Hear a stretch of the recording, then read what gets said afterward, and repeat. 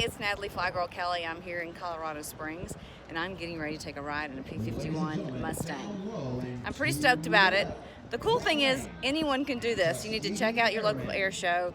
They usually have an option to fly in a WARBIRD for 30 minutes or something like that. They usually have these blocks of time that you can buy.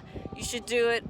It's really cool. I'm so excited I get to take a ride in this Mustang. I can't wait to share a video with you guys.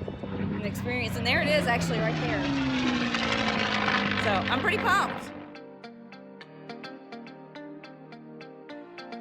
This is a really cool airplane, and here's why. This was an invaluable airplane during World War II for the Allied victory. It could go head to head with German aircraft, and because it was a high performance, high altitude, long range fighter escort. It was capable of escorting bombers over Germany so they could bomb Germany and where the Germans were located in Europe at the time, and then get back to England. So you needed to have a long range, fuel range, and this airplane had that ability. Very different when you go from flying a single engine like mine to something like this that goes nearly 500 miles per hour.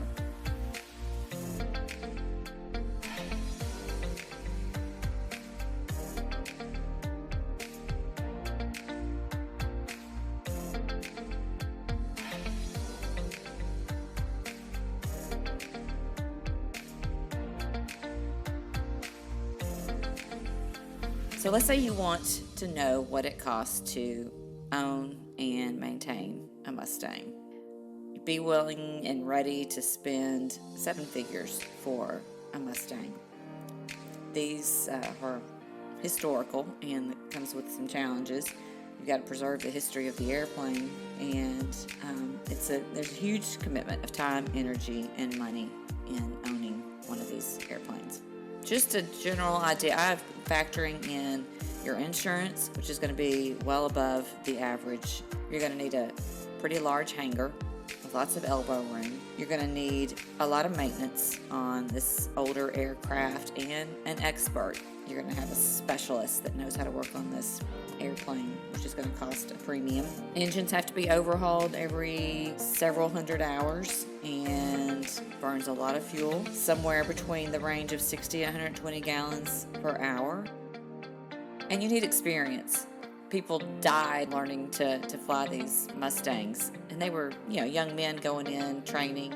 You need to be aware that it's going to be a huge time commitment, and a lot of energy will be involved.